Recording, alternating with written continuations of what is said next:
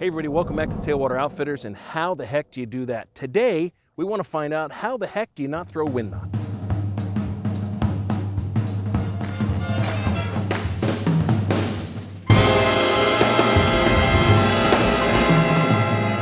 Well, hello. All right, there's a couple of things to keep in mind. The first is how you set up your line originally, when you put it on the spool.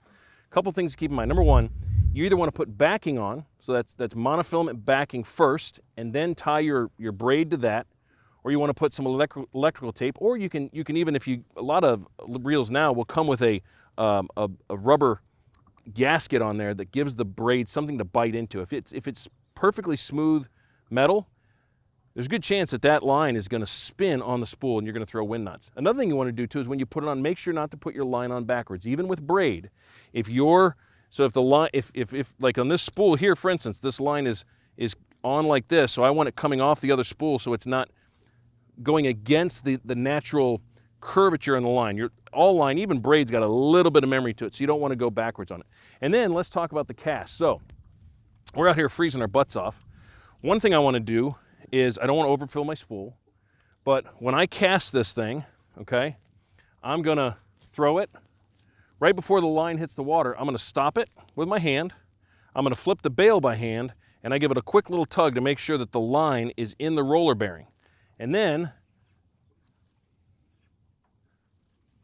hang on. I'm hooked up. Oh, what is that, a ladyfish? It's the poor man's tarpon. Look at him. Ready, Jake? Big jump here. Here it comes. The poor man's tarpon. He's a leaper. Let me help you there, Dan. Thanks, buddy. Thanks for interrupting our shoot there, Mr. Ladyfish. Actually, Mrs. Ladyfish. I don't want to judge. Where was I? Oh yeah, I was catching fish. So I'm gonna cast. Now the other thing I want to do too, especially if you're using a lighter jig, you can get little loops in your lines. You just want to every once in a while check to make sure you don't have a little loop in your line. And then you're gonna cast. I stop it, right? And then just like that. Now I did that one a little bit faster. Let me reel it back in. See if I can do it without getting caught. I mean, we are in Florida.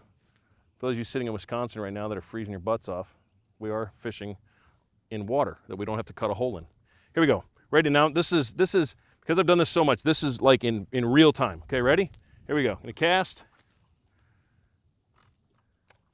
See that? And I know it's in the roller bearing. And then I'm gonna work its way back to the boat because I just might catch a fish, right? Oh, there's a hit. I got hit. Let's try it. Come on.